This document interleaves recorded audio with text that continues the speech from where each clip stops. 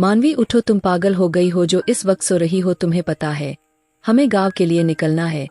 चलो उठो, जल्दी करो। यह सरिता देवी थी जिन्होंने अपनी बेटी वाल्मी को यूं बिस्तर पर मुंह छुपाते सोते देखा तो जल्दी से उसके ऊपर से चादर खींच ली। क्या हो गया मम्मी आपको? हम बाद में भी तो निकल सकते थे, और सुबह के टाइम निकलना कहाँ की अक्लमंदी है। एक तो हवेली वालों को सुकून नहीं, अभी मेरे पेपर खत्म नहीं हुए उन्होंने हंगामा कर दिया है। मुझे नहीं जाना, मैंने आपको पहले भी कहा था कि मैं गांव की बेहुदा शादियों में बिल्कुल नहीं जाऊंगी। उसने दोबारा से चादर अपने ऊपर ओढ़ ली और अपनी माँ से कहने लगी। उसी बीच बाहर मौजूद गाड़ी का हॉर्न उन्हें सुनाई दिया। सरिता देवी उस पर बरस पड़ी थी। जल्दी से उसे खींचकर बिस्तर से उतारकर उसे गुसलखाने में नहाने के लिए धक्का दे दिया था। मैं तुम्हारा बाहर इंतजार करूंगी। बाहर खड़ी गाड़ी में बैठती बोली, 10 मिनट के अंदर अंदर जल्दी गाड़ी में पहुंचो। सरिता देवी ने उसे आर्डर देते हुए कहा और जल्दी बाहर की तरफ निकल गई। क्या मुसीबत है, बंदा सुबह सुबह सोए भी ना और बस गांव की सैर को निकल जाए। मम्मी भी बस अपनी जिद पर अड़ी रहती है। मुन ही मुन में बड़बड़ाती उसने जल्दी से हाथ मुंह धोया, बाल समेटे बाहर की तरफ निकल गई। वह खूबसूरत ऑफ वाइट कलर की लॉन्ग फ्रॉक और दुपट्टा उसने अपने सीने पर रखा हुआ था। आप कौन है? उसने अपने घर के पास खड़ी गाड़ी के साथ टेक लगाकर खड़े उस हैंडसम से नौजवान को देखा तो हैरान रह गई। जल्दी से उससे पूछ बैठी, इससे पहले कि वह नौजवान उसे जवाब देता, जिसके बाल बड़े स्टाइल से सर के कटिंग हुए थे। चेहरा बिल्कुल ग्रीन चिट थी, ना दाढ़ी ना मूछ। हाइट उसकी 6 फीट लगती थी। उस पर उसे खूबसूरत उसका कपड़ा उसे और ही खूबसूरत बना रहा था। पट शर्ट के ऊपर उसने सदरी पहनी हुई थी, कोई हीरो से कम नहीं लग रहा था। सरिता देवी कुछ पल उसे देखती रह गई। इतना हैंडसम ड्राइवर हवेली वाले ने भेजा है। उसने अपनी माँ के कान में धीरे से बात की, जो बाकायदा वहाँ खड़े उस ड्राइवर ने भी सुन ली थी। धीरे से बोले, बेशर्म लड़की, तुम्हें अंदाजा नहीं कि ड्राइवर ने यह सब कुछ सुन लिया है। सरिता देवी ने उसे डांट दिया। सुन ले तो सुन ले, मैंने तो उसकी तारीफ ही की है। वह हैंडसम है, कोई बुराई तो नहीं की। उसने भी बुरा सा मुंह बनाते हुए अपनी माँ से कहा और शीशे से बाहर देखने लगी। जैसे जैसे गाड़ी शहर की रोड छोड़कर गांव के रोड पर दौड़ने लगी, वहां की हरियाली देखकर उसकी आंखों को अजीब सी ठंडक महसूस हुई थी। यह गांव तो काफी अच्छा है। मैं तो समझी बस यहाँ खाली रेत ही रेत होगी, लेकिन यहाँ तो काफी हरियाली है। चलो अच्छा है, वक्त बीतेगा, वरना मैंने तो सोचा था गांव की बोरिंग शादी में मेरा क्या काम। एक बार फिर उसने तेज आवाज से कहा तो ड्राइवर बेकाबू होकर हंसने लगा था। जी मैडम, हमारा गांव बहुत खूबसूरत है। शायद आपको ही कोई गलतफहमी हुई है, और यहाँ की शादियां भी बहुत अच्छी होती है, जैसे आपने सोच रखा है। जब उसने ड्राइवर को जवाब देते सुना तो उसके सर पर बिजली गिरी। ओहो, यह तो बोलता भी है, वरना जितना सफर कटा था उसमें तो वह चुपचाप ड्राइविंग कर रहा था और कुछ भी ना कहा। वैसे तुम्हें एक बात कहूँ, मैंने जो अभी यहाँ गांव वाले और उनके लिए जो भी कुछ कहा है, तुम जाकर अपने वफादार मालिकों को तो बता मत देना, समझे। यह कहने पर ड्राइवर के तेवर एकदम से बदल गए थे। उसने अपनी माँ के रहते हुए ड्राइवर से एक बार फिर से एक ऐसी बात कही कि सरिता देवी सर पीट कर रह गई। ड्राइवर का जोरदार ठहाका तेज हुआ। बेफिक्र रहो मैडम, मैं किसी से कुछ भी नहीं कहूँगा। कल के जो आपने तारीफ की है वह भी नहीं पहुँचाऊंगा। ड्राइवर ने गाड़ी में मौजूद बैग शीशे से बड़ी दिलचस्पी से सरिता देवी को देखते हुए कहा तो वह हैरान हुई। मुझे तो वह लगता है वह सब कुछ बता देगा, और वहां जाते ही मेरा इम्प्रेशन जो एक पढ़ी लिखी लड़की का बना हुआ है ना, एकदम से खराब हो जाएगा।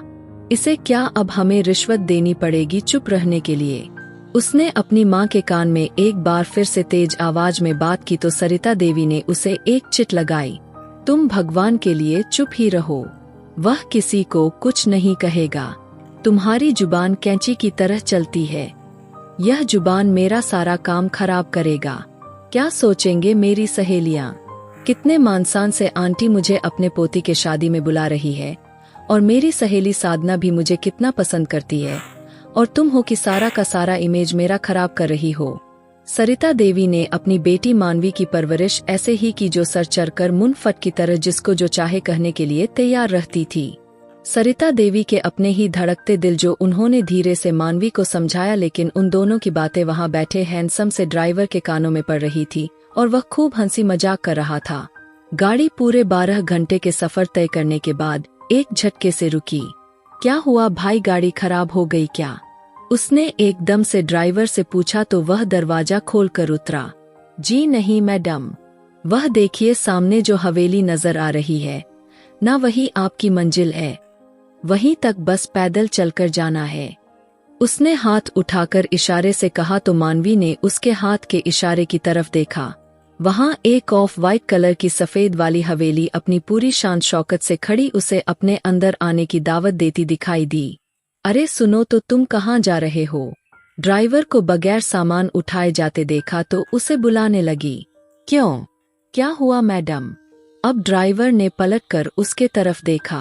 अपने सीने पर बाजू लपेटे उसके चेहरे पर हल्की हल्की मुस्कान बिखरी हुई नजर आने लगी। खाली हाथ अंदर क्यों जा रहे हो? हमारा सामान कौन उतारेगा? मैं इतने सारे सामान को अकेले नहीं उठा सकती, उसने बड़े रो भरे शब्दों में कहा था।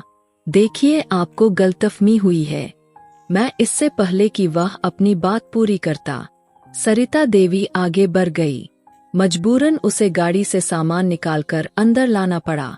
सरिता देवी तो कब की गाड़ी से उतरकर हवेली की तरफ चल पड़ी थी। मानवी उनके पीछे और उनके पीछे उनका ड्राइवर था जो सामान उठाए मुंह में कुछ बड़बड़ाते हुए आगे बढ़ने लगा। अरे मेरी प्यारी गुड़िया आई है। यह शायद इस घर के सबसे बड़े अंकल थे, लक्ष्मीकांत। उन्होंने आगे बढ़कर मानवी के सर पर प्यार दिया और उसके सर पर प्यार से हाथ फेरा। मानवी ने भी उनका पैर छुआ। लक्ष्मीकांत ने आगे बढ़कर मानवी को गले से लगा लिया तो वह उनके इस तरह मोहब्बत भरे अंदाज पर हैरान रह गई। नानी आंटी ठीक है आप? हमारा सफर तो बहुत अच्छा रहा, बस ड्राइवर हमारा सामान लेकर ही आ रहा है।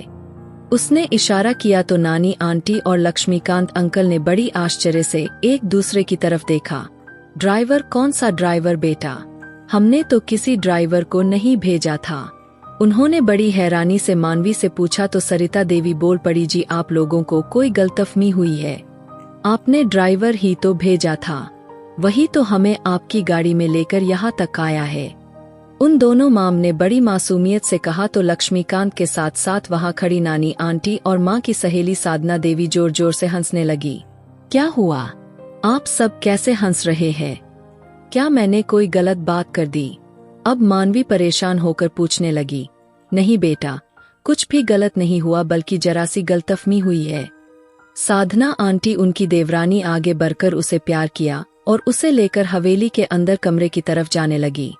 उसने मुड़कर नमस्ते किया, देखा तो वही ड्राइवर अंदर दाखिल हो रहा था, सामान रखने लगा। अरे मदन बेटा, तुमने यह सब क्यों उठाया हुआ है? तुम ड्राइवर से कह देते। नानी आंटी की आवाज सुनते ही वह पूरी तरह उनकी तरफ मुड़ गई और सर से लेकर पैर तक सामने खड़े उस ड्राइवर को देखने लगी जिसे नानी आंटी अभी अभी मदद कहकर बुलाया था। अरे यह मदन है, इतना बड़ा हो गया है, बहुत साल पहले देखा था, पहचान ही ना सकी और मेरे घर गया भी, मैंने इससे कुछ भी ना पूछा और इसे ड्राइवर समझ बैठी। बेटा मुझे माफ कर देना, तुम्हारी आंटी से सच में ही गलतफहमी हुई है, इतने प्यारे से बेटे को मैंने ड्राइवर समझ लिया। सरिता देवी ने आगे बढ़कर मदन को ढेरों आशीर्वाद दिए और उससे माफी मांगी। मदन भी झट से नीचे झुककर उनके पैर छुए। आंटी गलती आपकी नहीं, गलती मेरी भी है, आप इतनी खूबसूरत और कम उम्र की लगी तो मुझे समझ में नहीं आया कि आपको नमस्ते करूं या पैर छूं, इसलिए मैं चुप रहा। जब तक आप दोनों ने मुझे ड्राइवर समझ लिया था तो मैंने भी उसको राज ही रखा। मुझे पता था जब आप हवेली आएंगी तो आपको हकीकत का पता चल ही जाएगा और अब सब कुछ साफ हो गया है। कोई सॉरी नहीं, बस मुझे आशीर्वाद दीजिए, मुझे आपके आशीर्वाद की जरूरत है, मैं आपके बच्चों जैसा हूँ। मदन के कंधे थपथपाए और मोहब्बत से उसकी तरफ देखा जो उनके सबसे बड़े अंकल लक्ष्मीकांत का बड़ा बेटा था। सरिता देवी से नजरें झटक कर मानवी पर जमाए जो शर्मिंदगी से पानी पानी होने लगी। बेटा कोई बात नहीं, आ जाओ। सरिता देवी तुम भी आ जाओ और मानवी तुम भी आ जाओ। तुम दोनों के लिए कमरा तैयार है। कल ही मेरी दोनों बेटियों ने दिल लगाकर तैयारी की थी ताकि तुम लोगों को कोई मुश्किल ना आए। साधना आंटी ने आगे बढ़कर उन दोनों को शर्मिंदगी से बचाने के लिए उनके कमरे की तरफ कदम बढ़ा दिए थे। इसलिए मैं कह रही थी तुमसे कि तुम अपना मुंह बंद करके रखा करो। लेकिन नहीं, अब क्या सोचेगा वह, बल्कि सबको बता देगा। उफ मेरे भगवान, हम क्या करेंगे। सरिता देवी अजीब परेशानी का शिकार थी। अब मुझे यह क्या पता था कि वह आस्तीन का सांप होगा। उसने अपनी जुबान से एक बार भी नहीं बोला कि वह ड्राइवर नहीं है, बल्कि इस हवेली का सबसे बड़ा वारिस मदन ठाकुर है। मानवी को भी रह रह कर अब उस पर बहुत गुस्सा आने लगा था। असल में यह सरिता देवी के मायके के पास उनकी सहेली की हवेली थी और सरिता देवी के मायके वाले भी सारे इनवाइटेड थे। इस हवेली में सरिता देवी के मम्मी पापा, भाई बहन सभी शामिल थे और इनका बेसब्री से इंतजार भी हो रहा था। यह दोनों अभी तक जाग रहे थे, अभी तक आराम नहीं किया। आंटी अंदर दाखिल हुई, उन दोनों को बातें करते देखा तो जल्दी से पूछ बैठी, नहीं ऐसी कोई बात नहीं, हमने जितना आराम करना था कर लिया। अब मैं बाहर थोड़ी देर आप सबके साथ बैठकर बातें करना चाहती हूँ। सरिता देवी ने अपना कामदार शॉल निकाला और बाहर जाने के लिए कदम बढ़ा दिए। हवेली के मेन हॉल में मेहंदी का सारा रस्म लगाया गया था और सजावट की जा रही थी। मानवी ने वहां लड़कियों वाले कमरे में जाने के लिए कदम बढ़ा दिए। उसे आंटी ने ही बताया था कि वहां उसकी सारी गांव की सहेलियों की लड़कियां हैं। हंसी जाक मस्ती हो रही है। तुम्हें भी अगर वहां जाना है तो चली जाओ। नमस्ते। उसने अंदर आते ही झिझकते हुए नमस्ते किया तो सबकी नजरें उस पर उठी थी। नमस्ते, सब ने साथ जवाब दिया। हे भगवान, सच्ची मानवी दीदी आप कितनी प्यारी है। आंटी की सबसे छोटी बेटी अक्षरा थी जिसने आगे बढ़कर उसे गले से लगाया, तो वह उसके इस तरह रिएक्ट करने पर खुश होने के साथ साथ हैरान रह गई। अरे मानवी को अंदर तो आने दो, यह किसी को पहचानती नहीं है, पहले पहचान तो करवा लो, उसके बाद तुम अपनी मोहब्बत जता लेना। यह दीपाली थी जिसकी शादी में यह सब लोग इकट्ठे हुए थे। बल्कि ठीक कह रही है आप, मैं किसी को भी यहाँ नहीं जानती हूँ। आप सब अपना अपना इंट्रोडक्शन करवाओ ना। उसने झिझकते हुए उन सब से कहा तो वहाँ मौजूद सारी की सारी लड़कियाँ अपना अपना पहचान कराने लगी। आप सबसे मिलकर खुशी हुई। उन्होंने अपने आप की पहचान करवाई तो मानवी ने बारी बारी सबसे हाथ मिलाया और वही बैठ गई। बैठते हुए उन सब से कहा तो वह सब खुश होकर उसे देखने लगे। वैसे हमें तो लगा था कि आप यहाँ शादी में नहीं आएंगी, क्योंकि मैंने सुना है कि शहर के अक्सर लोग गांव की शादियों को गंवारपन कहते हैं। मुझे उम्मीद नहीं थी कि आप आएंगी। यह दर्पण थी जिसने उसे देखकर थोड़ा गुस्से से कहा, नहीं ऐसी भी कोई बात नहीं। उसे लगा कि शायद मदन ने उसकी सारी बातें इन लोगों से बता दी है, तभी दर्पण ने उसे इस तरह की बात की। ऐसी कोई बात नहीं, मुझे तो गांव की शादियां देखने का बहुत शौक है। बहुत सी रस्में ऐसी है जो मुझे बड़ी चाहत है देखने की, इसलिए मैं यहाँ आ गई हूँ तो सारे रस्में भी देख लूंगी। उसने अपनी तरफ से बात बनाई और फिर बारी बारी सबको देखने लगी। उन सबके चेहरे पर बड़ी सादगी थी। फिलहाल दर्पण उसे घूर घूर कर देख रही थी। लड़कियों आ जाओ, यहाँ क्यों बैठी हो, जल्दी से हॉल में आओ और कुछ शादी का हंगामा तो शुरू करो, सजावट हो रही है। दर्पण तुम सजावट को देख लो और बाकी तुम लोग आ जाओ, नीचे ढोल बजाओ ताकि लगे कि आज मेहंदी की रस्म है। आंटी ने अंदर आते ही उन सब से कहा तो वे लोग सब उठकर खड़ी हुई। मानवी तुम भी आ जाओ ना, मेहंदी लगाएंगे। तुम्हें मेहंदी लगाने का शौक है ना, कनक ने उससे कहा तो वह मुस्कुरा कर रह गई। मैंने सुना है शहर की लड़कियों को पत्तों की मेहंदी अच्छी नहीं लगती, वह सब आर्टिफिशियल लगाते हैं। हम ठहरे देसी लोग तो हमें पत्तों की मेहंदी अच्छी लगती है। ऐसा नहीं। दर्पण ने एक बार फिर से उसे यूं कहा तो उसे देखकर चुप रह गई। यह लड़की उसके पीछे क्यों पड़ गई थी? नहीं, ऐसा कुछ नहीं है। मुझे मेहंदी पसंद है और मैं अक्सर वहां लगाती रहती हूँ। किसी ने गलत अफवाह फैलाई है। उसने मुस्कुराकर उसकी बात का जवाब दिया तो वह मुंह बनाकर वहां से चली आई। रुको मानवी, यह अन्या थी जो इस घर की सबसे बड़ी और शादीशुदा लड़की थी। जी कहिए अन्या दीदी, उसने बड़ी प्यार से जवाब दिया। तुम दर्पण की बातों का बुरा मत मानना, वह ऐसे ही है, तुम उसकी बात को नजरअंदाज करना। उन्होंने मानवी का उतरा हुआ चेहरा देखकर पहचान लिया था कि वह दर्पण की बातों से डिस्टर्ब हो रही थी। कोई बात नहीं अन्या दीदी, मैं समझती हूँ, शायद उसे मेरा यहाँ आना पसंद नहीं आ रहा। मानवी ने कंधे उचकाई। कुछ नहीं होता, चलो आ जाओ, हम बाहर बैठकर मेहंदी के गीत गाते हैं, बहुत मजा आएगा, तुम भी बहुत एंजॉय करोगी, याद करोगी इस गांव की शादी को। उन्होंने उसका हाथ पकड़ा, उसे करीब खींचते हुए हॉल में ले आई। वह जैसे ही हॉल में पहुंची तो वहां उसकी नजर सामने पड़ी जो स्टूल पर चढ़कर हॉल में फूलों की लड़ियों की सजावट कर रही थी। वैसे तो वहां लाइटों की सजावट हो चुकी थी, लेकिन यह फूलों की सजावट कर रही थी। उसके कदम वहीं रुक गए। आओ ना मानवी बेटा, क्यों वहीं खड़ी हो गई हो, आ जाओ, चलो जल्दी से यहाँ बैठो, सबके साथ तुम हमारी मेहमान हो और मेहमानों का ख्याल रखना हमारा कर्तव्य है। आंटी ने उसे वहीं खड़े होते देखा तो उसे आवाज देकर बुलाया। आंटी की आवाज सुनकर वृद्ध दर्पण भी वहां चौखट के पास खड़ी मानवी को देखा और मुस्कुराते हुए सर झटक कर फूलों से हल्दी के रस्म के लिए शेर सजाने में बिजी हो गई। बहुत खूबसूरत हो।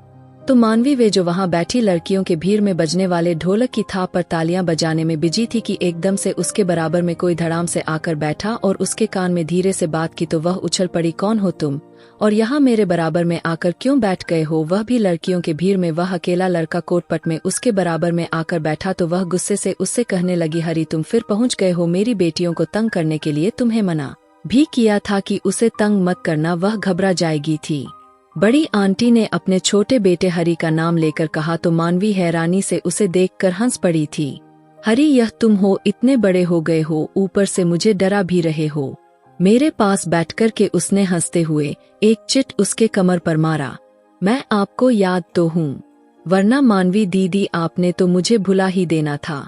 हरी भी उसकी बात पर हंस पड़ा।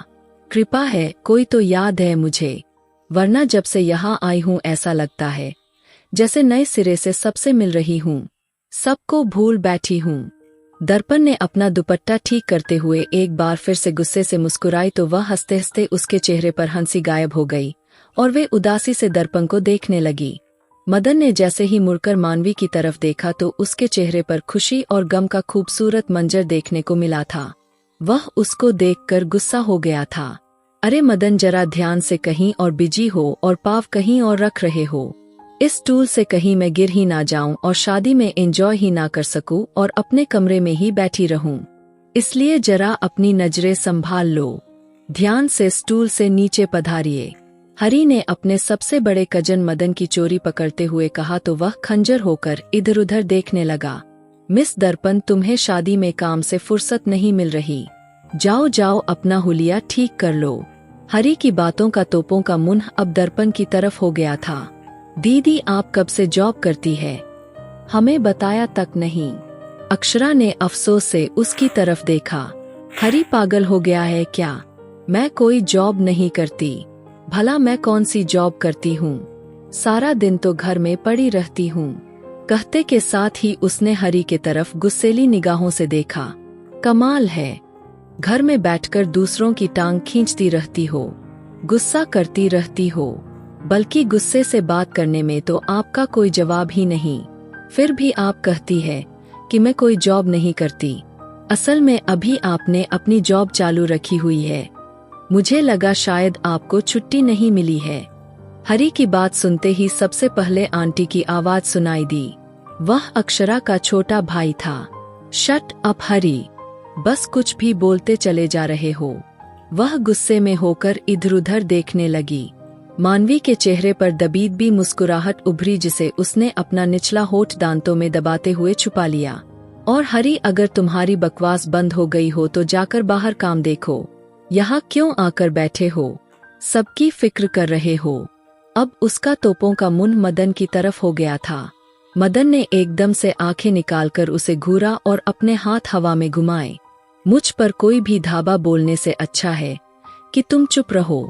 ठीक है, वरना तुम्हारा भी राज यहाँ खोल कर रख दूंगा। उन्होंने आंखों ही आंखों में उसे इशारा किया तो हरी ने अपने कान पकड़े, सर को ना में हिलाने लगा। चलो अब जाओ लड़कों यहाँ से, यह लड़कियों की महफिल है, यहाँ लड़कों का कोई काम नहीं। मेहंदी वाली भी आती होगी, अगर यहाँ से नहीं जाओगे तो तुम दोनों को भी पकड़कर मेहंदी लगवा दी जाएगी और फिर मजबूरन तुम दोनों की भी शादी करनी पड़ेगी।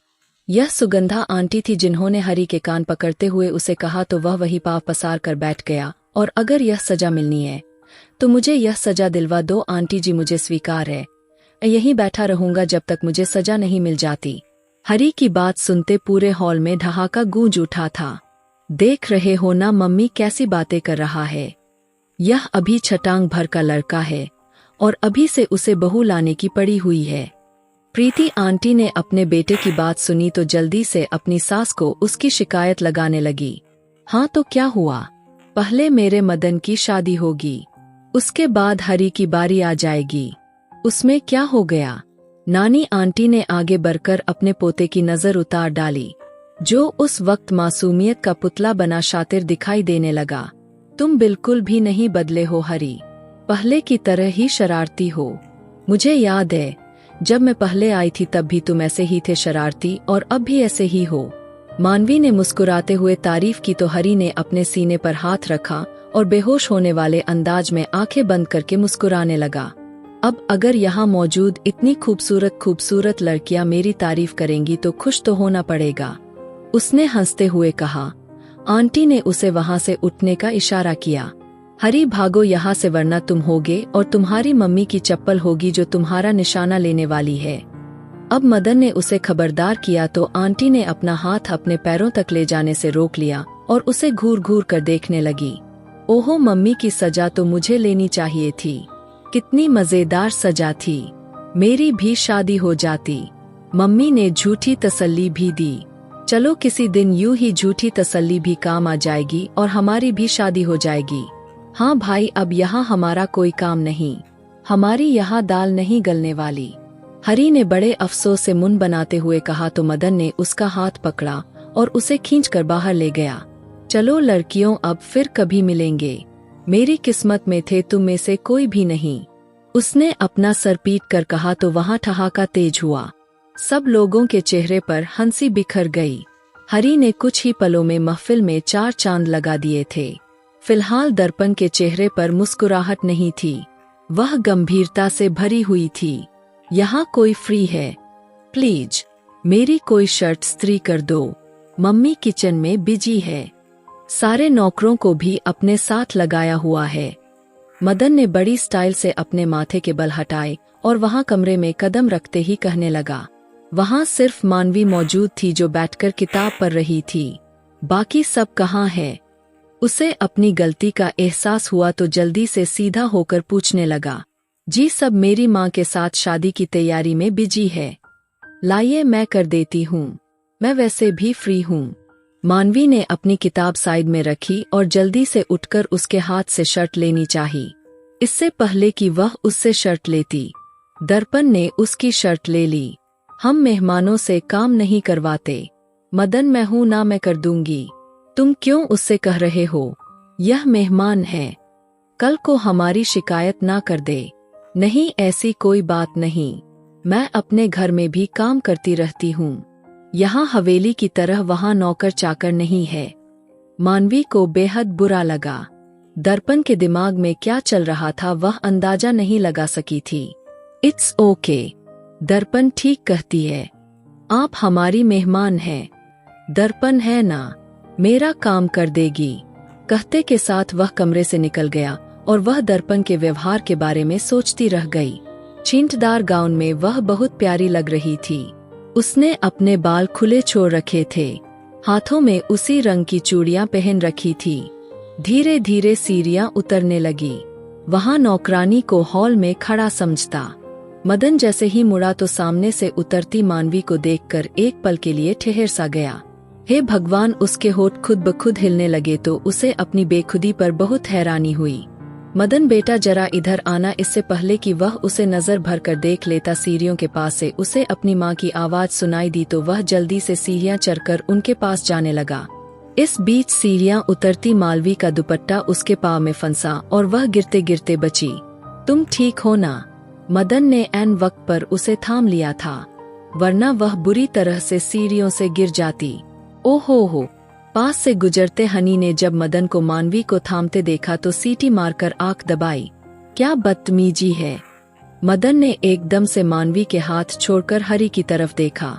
अरे वाह, यह तो बड़ी रोमांटिक सीन हो गया था। हरी ने मानवी के मौजूदगी में मदन के कान में कहा, जिसे मानवी ने खूब अच्छे से सुन लिया था। मैं चलती हूँ। उसका दिल एकदम से जोर से धड़का और वह बहाना बनाकर वहां से निकल आई। क्या है हरी, कभी तो सीरियस हो जाया करो। मदन ने उसके कान पकड़े तो वह हंसने लगा। आप हो तो मुझे सीरियस होने की क्या जरूरत पड़ी है? उसने एकदम से मदन को कहा तो वह उसे घूर कर रह गया। मतलब क्या है तुम्हारा? उसने सीने पर बाजू लपेटे हुए कहा। अरे सीधा और साफ साफ मतलब यही है कि अब आप अनजान बनना चाहते हैं तो और बात है। हरी ने मानवी की तरफ देखकर कहा। ऐसा कुछ भी नहीं है। मदन ने हरी की कान खींचे। हरी ने हंसते हुए जुबान दांतों तले दबाया।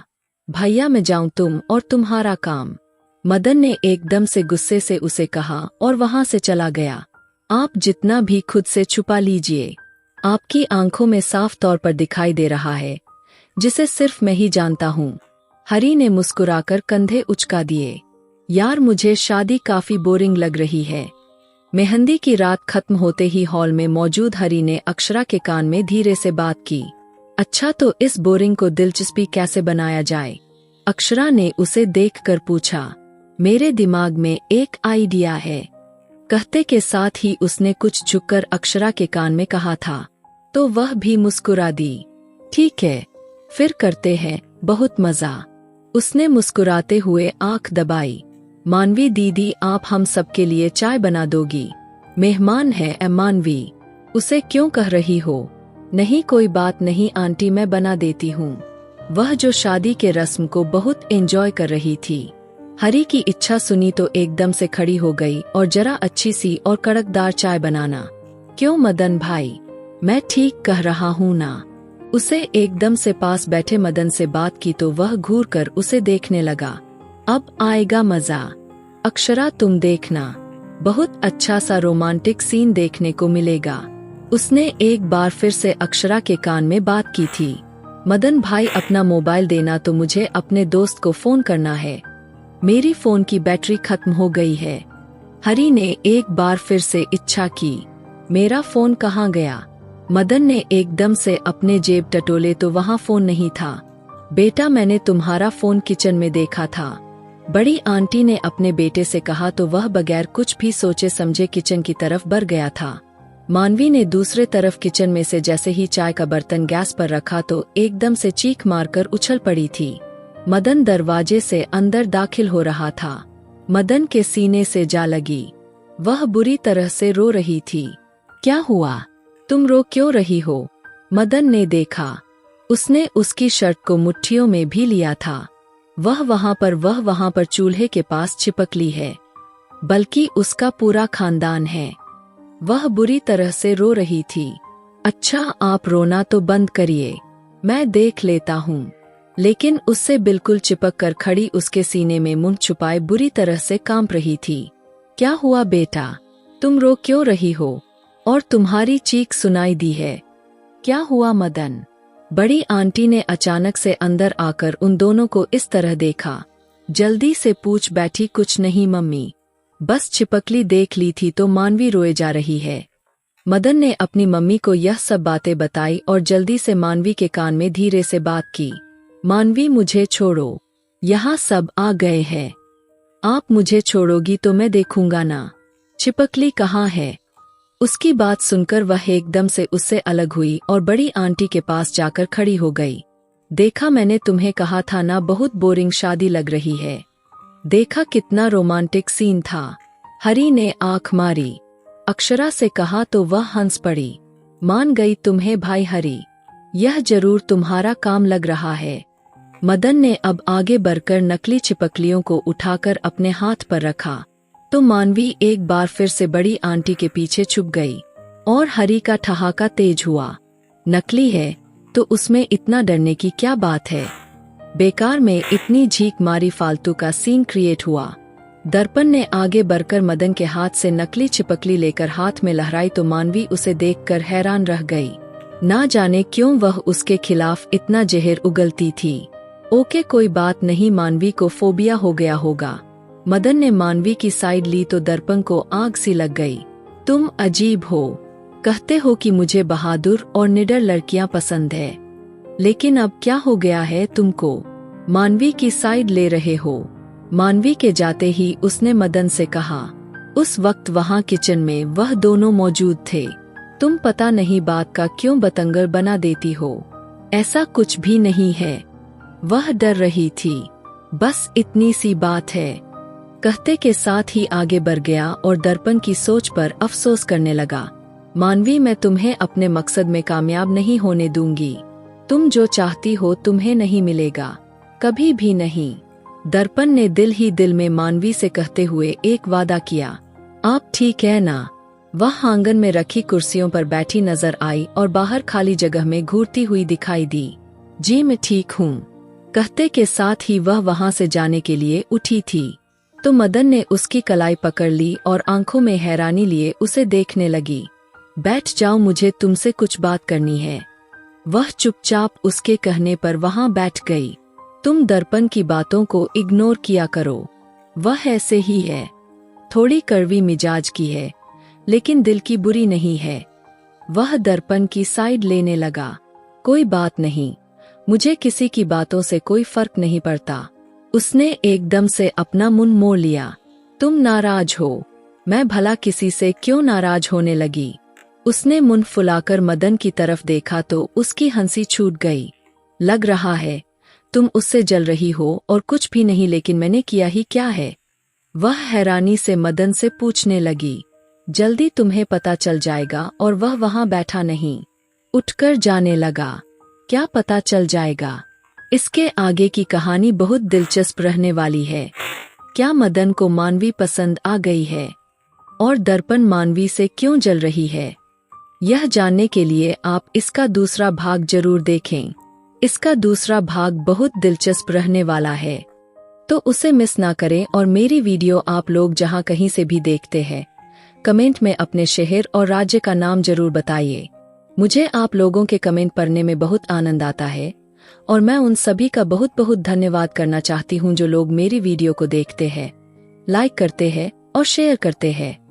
अगर आपको आज की कहानी पसंद आई है तो वीडियो को जरूर लाइक कीजिएगा और अपने दोस्तों के साथ शेयर भी कीजिएगा। और हाँ, अगर आपने अभी तक हमारे चैनल को सब्सक्राइब नहीं किया है तो जरूर सब्सक्राइब कर ले। मिलते हैं हम अपनी कल की एक और नई दिलचस्प कहानी के साथ।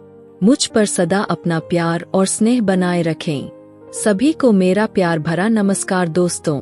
खुश रहें, स्वस्थ रहें, मस्त रहें।